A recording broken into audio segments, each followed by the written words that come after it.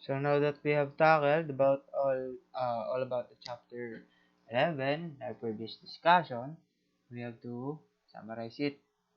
Okay, so enabling or implementing port security is a very basic and self-explanatory thing to say, because enabling implementing port security means not only a safe network but also a safe environment for you. Now, we need to secure unused ports. Why do we need to secure unused ports? Secure unused ports will to prevent the what do you call this, the attacks done unknowingly, because the the unused ports that are always enabled or on is easier to target because it has less security. So to do this, we need to have the shutdown command, the word shutdown, and we can always enable it. So don't worry, without we can always enable it with the no shutdown command. So we need to mitigate MAC address table attacks. This is the most simplest and effective method to prevent MAC address table overflow to enable port security. Port security limits the number of valid MAC addresses allowed on a port. So, by limiting the number of the permitted MAC addresses, port security can be used to control unauthorized access to the network. Now, to enable port security, we need to type the switch port, space port, the security command. So, sometimes it will get rejected if the port is a dynamic port. So, we need to configure it using the switch port space mode space access interface configuration command. So this is a trunk port security because the trunk port security is beyond the scope of this course. Then so we will not tackle it for this bridging course. So to display the current port security, we need to input the support the security interface command.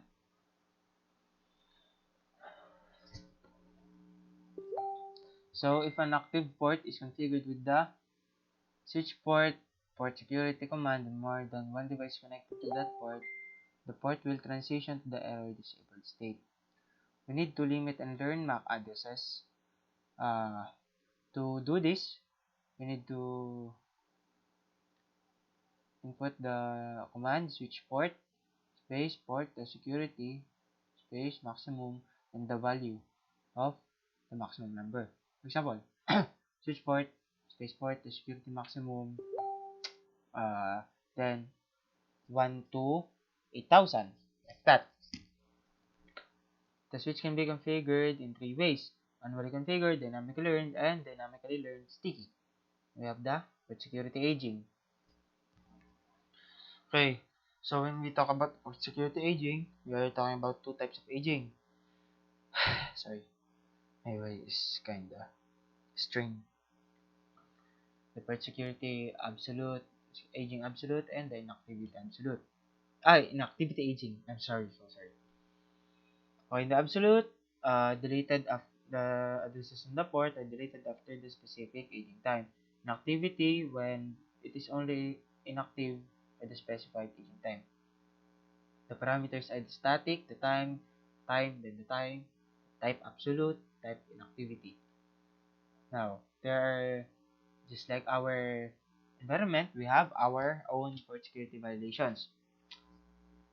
To set the port security violation mode is the following command: switch port space port security space violation bracket protect restrict shutdown.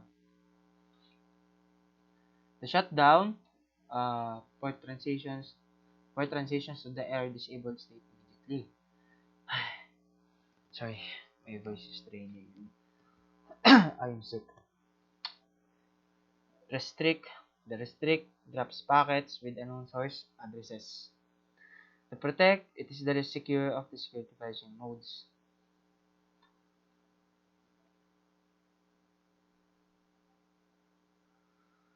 So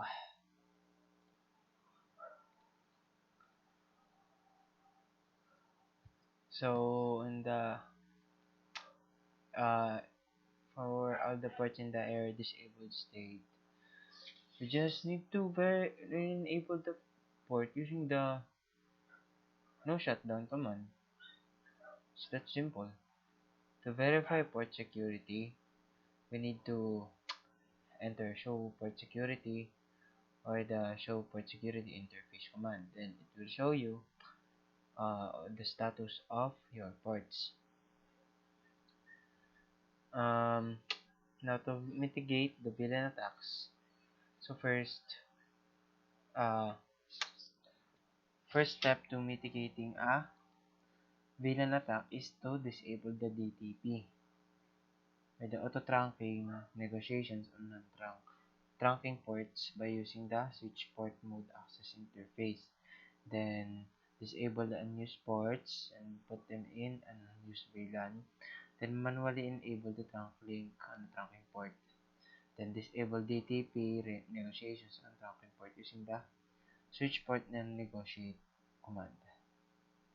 Then set the native VLAN to a VLAN other than VLAN 1 because who might you might not know the attacker is knows all your basic moves by using because it's undeniable that we are always using the VLAN 1 whenever configuring a switch or a router.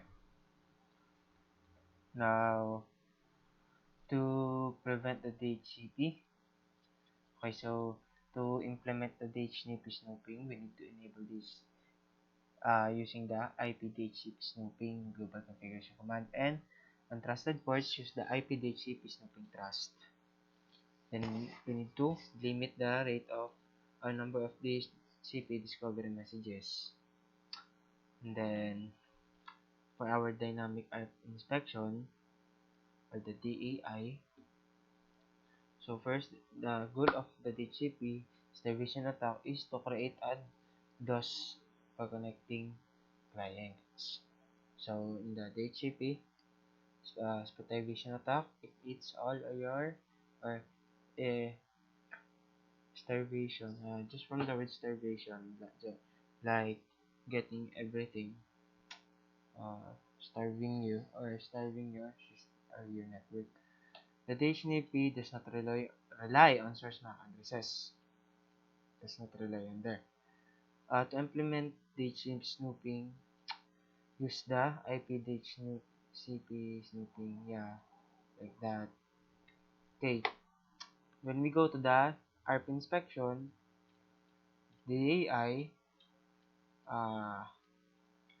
to prevent ARP attacks, do not rely on invalid ARP replies out to other ports in the same VLAN, then intercepting all ARP requests and replies on untrusted ports, verifying each intercepted path for a valid IPTMAC binding.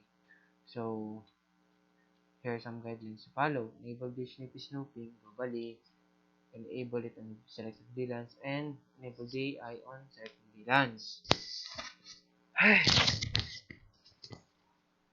So that is it for our summary. See you on chapter 12.